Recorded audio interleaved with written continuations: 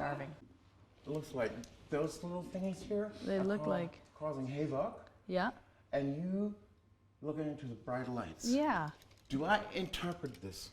I don't know if those plants are quite filled with the havoc that you think, but yes. They're like, I have to figure out what those plants were called. Let's just call them Pusteblumen. Pusteblumen. Genau. I'm going to say that in America too. Didn't you learn German when you were a kid? Yeah, I spoke fluently when I was between the ages 3 and 6. My twin brother and I would talk behind my parents' back in German. But I lost it. Oh, okay. So we're jumping right into it. Because only questions. Okay, great. At the end of our interview, so I'm jumping right into it. Because I read this article or the essay that you wrote on Huffington Post about. Oh yeah. Attachment parenting. Yeah, right. Yeah. So what really is that? Well, to me, it's the idea of nailing as best we can as moms and as families, frankly, that first stage of development, which a kid, in theory, wants to be held and touched and to know they exist, that they can trust life, that there's a connection. And then, in theory, they would carry that with them through the rest of their lives. And I think the big brouhaha in America and the fear in the West is when that stage segues into the next one, which is exploration. And my thought is that they overlap and that every child and frankly every animal can be trusted to wean when they want to. You know? I think what this thing was because New York Times magazine the had cover, a cover of a woman breastfeeding her 3-year-old or something? I think he was 3, which is normal. I think the longest child nursed in the press was maybe 6 years old, and the quickest weaning I think was around 1 naturally. It happens naturally in time. I think the misperception too is that the thought is that women breastfeed 24 hours a day when the child is 5, really? which is not the case. It's the case at the beginning, but not when the child is older. You look in sync with yourself.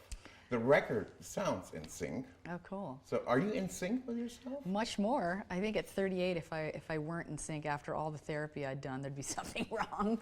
I think there's been a lot of work in terms of taking the courage that I would apply in the songs. For me, the songs have always been easily written with authenticity and lack of censorship. It was my day-to-day life that was the challenge. So now the courage from my songs has been applied to my life a little more. It's terrifying, but Did motherhood help you? Yep. The song Guardian, the chorus is about my protectorship of my son's safety and freedom. And then I realized in the verses that I had to, really buck up and pull up my bootstraps and be a parent and a mom to my own self too. So that's what the verses are. I like, what my impression of the record is? I listen to it 5 times a day. Oh, wow. It sounds cerebral. Cerebral? Whatever the word. Yeah, that word. Yeah. That word. The word we're not in right now. Especially on the song Lens, I think, and Woman Down. Yeah. Those 2 songs have something very spiritual almost. Yeah. But at the same time, they're very critical songs. Yes. Too. Yeah. I think, music and commentary have had their ebbs and flows in pop culture, I think, like the 60s and 70s, a lot of social, political commentary. Yeah, I remember. Remember? You may have been 2 years old then. But, and then... I love Alanis Oh my God. and then somewhere along the way it went to entertainment. I think a lot of people see music as a way to check out in a good way, because sometimes life can be overwhelming. And then the 90s, more commentary, and then a little more entertainment music. And then now, I like to think anyway, that there's another pendulum swing toward more commentary through music. Not a moment too soon. It's good. It's good. There still is that. For us types, it's good. Yeah, exactly. Yeah. Talking about attachment. Attachment. Parenting. You had your studio in your house, is that right? Yeah. Because of the attachment. Yeah. I wanted to be present for my baby.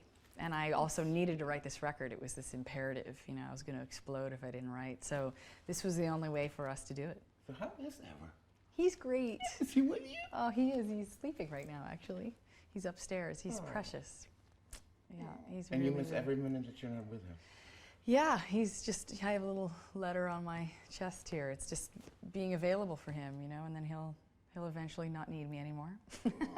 Or maybe he always will. I don't know. Yeah, of course. Parched. Okay, let me see. Oh, yes. What song on that record are you most surprised of? Is there a song that you're, oh, did I really do this? Why? Wow. I think Edge of Evolution is the one that most surprises me in terms of my willingness to talk about consciousness, such a lofty topic in a song. And there were a few people that wanted to talk me into not putting that song on the record. But I just think it's such a natural part of the human journey to accept the story of it all, the egoic unfoldment, you know, and then this truth that kind of underlies all the stories, you know, and that are exempt from it and part of it at the same time. I had to comment on that, and I like to think it's an entertaining sonic landscape enough that if it's too lofty, people can just listen to the music. The whole thing is very in sync, like I said before.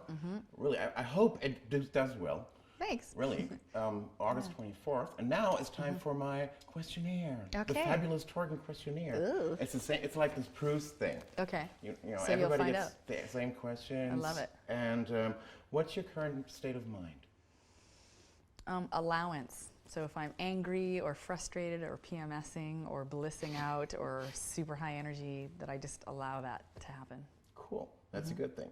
Where did you wake up this morning? I woke up in my hotel room in Berlin, but I fell asleep on the floor. I was so tired. I was so tired. My husband walked into the room. He said, "Honey," you know, and I was on the ground. I was so exhausted. That's how it gets. Does that happen a lot? Nowadays, yes. Coffee and falling asleep on the ground. You got into coffee drinking again I had to. during that record. Yeah, I used to get anxiety attacks from it, but now it's a sustaining liquid. I'm immune to caffeine. Are you? I think. Does it neutralize things? We just went shooting something on Ibiza, and they said, "You drink too much coffee." And I said, "I didn't drink any coffee today. I might have had 20 cups, but." So you're not even aware. No. What's on your nightstand? I have a spray of essential oils that I spray. It just kind of clears the energy for me after a big day of, I'm an empath, so I meet people and audiences and cities. I just take in a lot of energy, so it's my way of just clearing.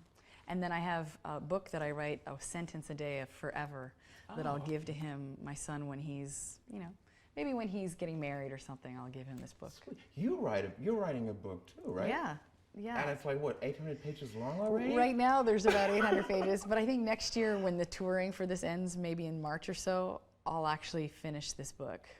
Cool. Yeah. That's a big book. Yeah, it won't be that big. It won't be War and Peace.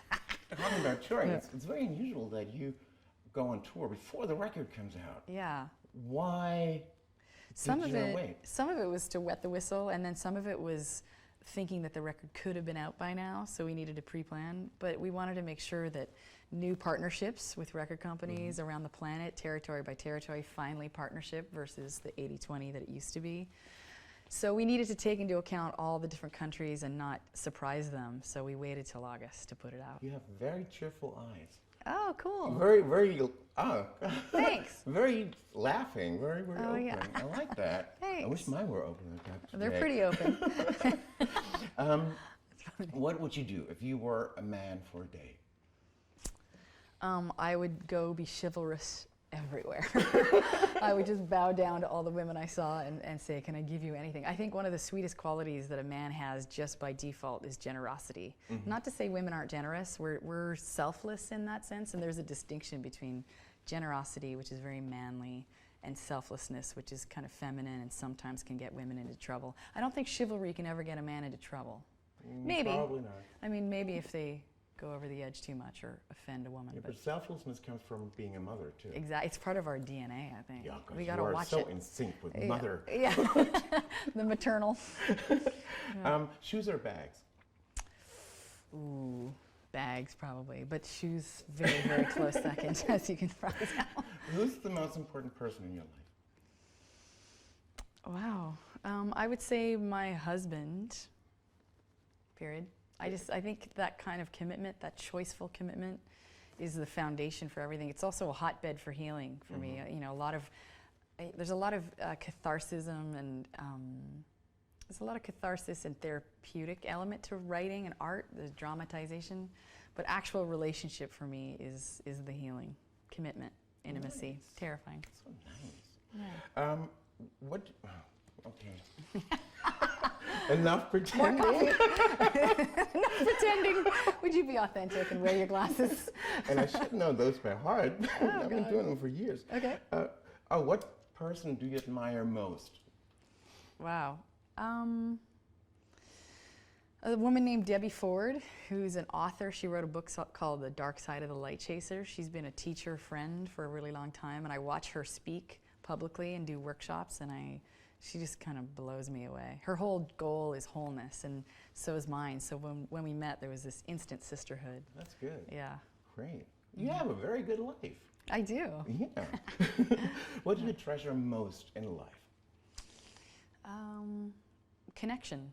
I think connection with God, connection with my friends and my son, my husband, connection with my animals, connection with nature, colleagues. Do you have a good circle around you? I do now. I didn't when I was younger. I didn't even know how to foster it or nurture it, but now I do. You were screaming much more. Yeah, I was a little more caustic and reactive. But I was 19. What are you going to do? I'm getting the signs already. Okay. Oh, okay. Huh? Okay. Get out the glasses. You're doing great. Okay, two more. Your fondest memory? My fondest memory, I think right now it would be off the top of my head giving birth to my son. We did it at home, and it was in my room upstairs on a futon. It was pretty intense, but probably the best memory, yeah. And the last question, I guess. Finish the sentence. My life is. My life is everything. Right now it is very full and rich, and I'm very happy when I'm expressed. And there are times where I'm not working as much and I'm not writing as much and I get really depressed. So as long as I'm writing and moving the energy, I'm very connected. Cool. Your life is everything. Everything. All right. Short but very, very nice. Sweet. Yeah. Very nice. Yeah. God, those eyes. Take care. You're so sweet. Take care. Was that okay for you? That was perfect. And now